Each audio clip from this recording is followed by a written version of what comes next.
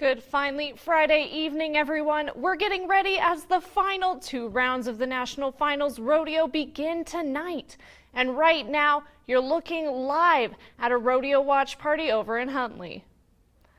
Thanks for joining us, everyone. I'm Ren Wadsworth in for John Martin tonight. We'll get back out to Huntley in a moment, but first, here's meteorologist Mark Haka with your first look at the forecast as we head into the weekend. Hey there, Mark. Good Friday, everyone. Well, today mild, although a little cooler in eastern Montana due to a cold front, but still temperatures at or above average.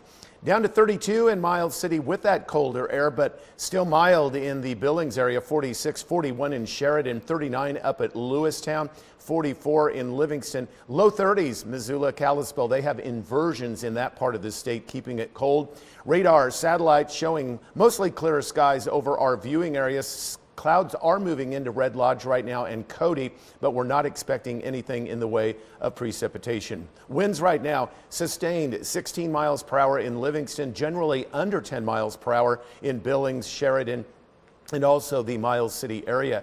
Billings 34 at 7, temperatures dropping to 30 at 9 o'clock with increasing clouds at least briefly. Clear skies Miles City and colder down to 22 by 9 o'clock. Sheridan, you're going to be looking at 30 at 7 down to about 28 at 9. What you see is what you get. I'll have that coming up.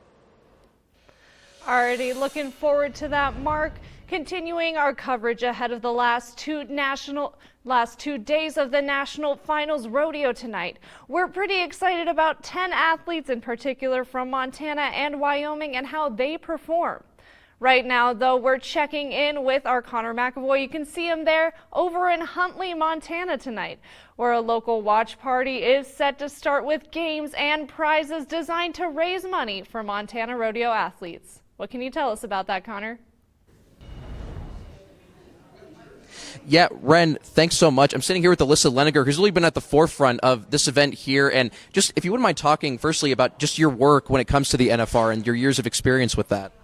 Yeah, so we put on this event. This is our 3rd annual Calcutta, and it is a scholarship fundraiser for Montana high school rodeo athletes. So it's put on by the Montana Pro Rodeo Hall and Wall of Fame. We are a nonprofit and the largest provider of collegiate rodeo scholarships in the nation, and we're located right here in Billings.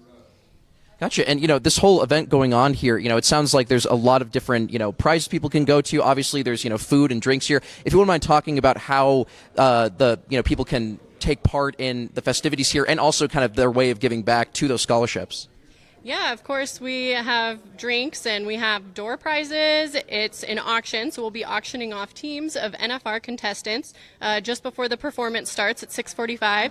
So people can come and bid on teams of rodeo contestants, and we have payouts for the top 4 placing teams, and then the rest of those proceeds come right back to the Montana Pro Rodeo Hall and Wall of Fame for scholarships. Yeah, definitely. I mean, I've only lived in this area for about a year and a half or so. Obviously, it's something that people, care so much about, especially the Montana athletes that are going to be competing. And even just one of the teams that I saw, there's a couple of athletes that are actually, 2 different Montana athletes that are going to be in there as well. You said it starts at 6:45, and you were talking last year about some of the funds that you guys raised, like how much that was. If you wouldn't mind just talking about that money that you guys raised last year for the scholarships. Yeah, we give away $3,000 scholarships, usually around 12 of those each year, depending upon our funds. But we raised money for almost a full scholarship last year. So we're hoping to raise more than that this year, of course. One of the competitors at the NFR, Haven Medjed, he's one of our scholarship recipients in the past. And he just broke the arena record at the Thomas and Mack the other night. And we're looking forward to him competing, and we enjoy watching our athletes do great things, especially those that have received our scholarships, go on to higher education or compete in rodeo. Absolutely. Alyssa, thank you so much for taking the time to speak about that and for all your work in getting all of this started. Looks like the auction is just about to kick off. We can see over there, my buddy Ty behind the camera wants to pan over to the one and only Andy Schwab, who's going to be auctioning off the teams with everybody attending. It's going to be a lot of fun here. The actual live stream is going to kick off at 6:45. We are about underway, and we're going to get going because it is time. You heard it here first, folks. Thank you so Guys, thank you so much. Reporting live in Huntley, I'm Connor McAvoy. Ren, I'm going to send it back over to you. Alrighty, thank you so much for that, Connor. Looks like a lot of fun. But coming back here to Billings, a man has been arrested in relation to a shooting and vandalism incident that happened just after 10 last night. Billings police responded to the 900 block of Yellowstone River Road to multiple reports of gunshots in the area. Fortunately, no injuries were reported, but at the scene, officers found shell casings in front of a residence and several bullet holes in a vehicle on the property. Neighbors were able to provide a name and vehicle description of a possible suspect, and according to BPD, a vehicle matching that description was located, attempting to return to the scene while officers were still processing evidence.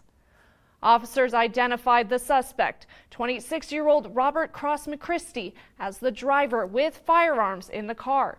McChristy is facing 13 felony counts of criminal endangerment, 1 felony count of mischief, and misdemeanor charge of a firearm within city limits. He is currently in custody at the Yellowstone County Detention Facility awaiting arraignment. And we are hardly through the holiday season, which means there are still family gatherings to take place. But with all the extra excitement and holiday-related stress, we tend to put our health on the back burner. Travia Forte spoke with a cardiac electropsychologist, sociologist at St. Vincent Healthcare about heart health tips during the holidays. Dr. Tosselaris with St. Vincent's Healthcare says every year the risk of heart attack increases over the holiday season, which is why he's encouraging everyone to maintain healthy habits as best as possible. Dr. Salieris says maintaining your day-to-day routine through the holiday is key. He says to remember to take your medications, be mindful of your diet, and remember to exercise daily. I think maintaining exercise is very important. The holidays are very stressful, and one of the best treatments for stress is exercise. In addition, exercise is very important for the heart. The American Heart Association recommends 150 minutes of physical activity a week. I think we need to do our best to try to maintain that through the holidays. Dr. Salieris says also to not ignore any of the more alarming symptoms that may lead to the holiday heart attack. He says December 25th through the 26th and even into January 1st, St. V's and other local hospitals see more cases of heart attack than during the rest of the year. We need to be aware of the symptoms of heart attacks, and we need to make sure we take care of ourselves even through the holidays. There's a tendency to want to not miss or ruin the holiday party or the holiday festivities. The problem with that is sometimes people delay care, and that creates big issues. Dr. Salieris says to be aware if you're experiencing symptoms like pain in the chest, jaw, or arm, and shortness of breath. And he encourages people to not hesitate to seek medical attention, even if it means right in the middle of your holiday party. Dr. Salieris says that there's nothing wrong with enjoying or indulging in the holiday season, but nothing beats being mindful as we approach the new year. With Nonstop Local, I'm Travia Forte. Alrighty, Trivia, thank you so much for that. In our consumer news tonight, retailers anticipate a spending boom for the last full weekend of in-store shopping before Christmas and as shipping deadlines close in online. But when crossing items off of a child's wish list, experts say safety should never be overlooked. Karen Kaifa is in Washington with what parents and gift givers should know in the busy home stretch. An exciting time for kids, and new holiday toys can be risky if adults aren't mindful. Kids are curious. That's just how they are. And that curiosity can sometimes lead to, accidents. Dr. Purva Grover of Cleveland Clinic Children says ingestion of toys, small batteries, and magnets are a worry in her pediatric emergency department. We are very careful about those kids who have ingested these potentially life-threatening objects, which are often part of toys or part of things around the house during holiday time. It underscores the importance of reading the labeling on toy packaging to determine whether it's age appropriate. Often it will tell you if the product contains small parts or other hazards that would be inappropriate for those young children. Joan Lawrence, Senior Vice President for Standards and Regulatory Affairs for the industry group, the Toy Association, says U.S. toys must meet rigorous safety standards. But some online resellers may not be peddling the real deal. You're going to want to make sure that you shop with a retailer you know and trust. You're going to want to do some research on the product, read the listing carefully. Are there typos or inconsistencies in the description or the photos? And as smart toys continue to boom in the children's space, Lauren says a gift with internet connection can be a good time for a talk about tech. Teach them about privacy, teach them about never sharing their information online or photos online, those kinds of things. Teach them about having a password and changing it frequently. In Washington, I'm Karen Kifa. Alrighty, and this Saturday at the Billings Public Library, musician Juliet Angelo is hosting a free community concert in hopes of creating a warm and inviting place for anybody wanting to gather for the holidays. Before the show, John Martin sat down with her to learn about her music and her journey to Billings.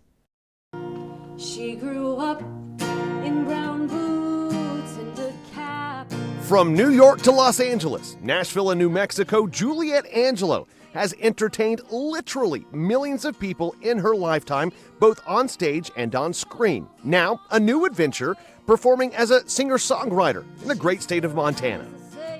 So I didn't really start playing live officially until this year. Well, literally officially until this year.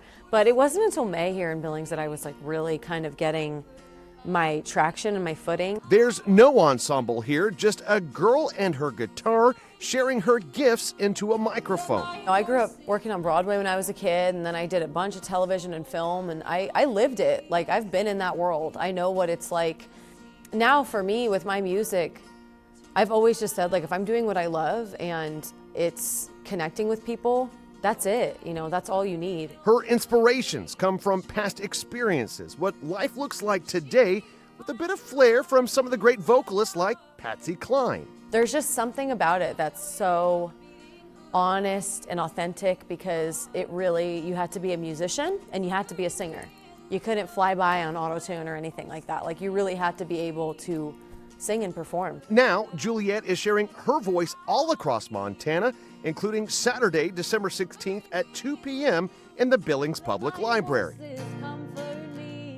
I know that the holidays can be really hard for people, and the holidays can be great for people. And I just want it to be a show where no matter what your stance is, like, you can have a community for an hour during the holidays. Alrighty, John, that's amazing. Thank you for sharing that with me. On the other side of the break, we have meteorologist Mark Haka. Don't miss that.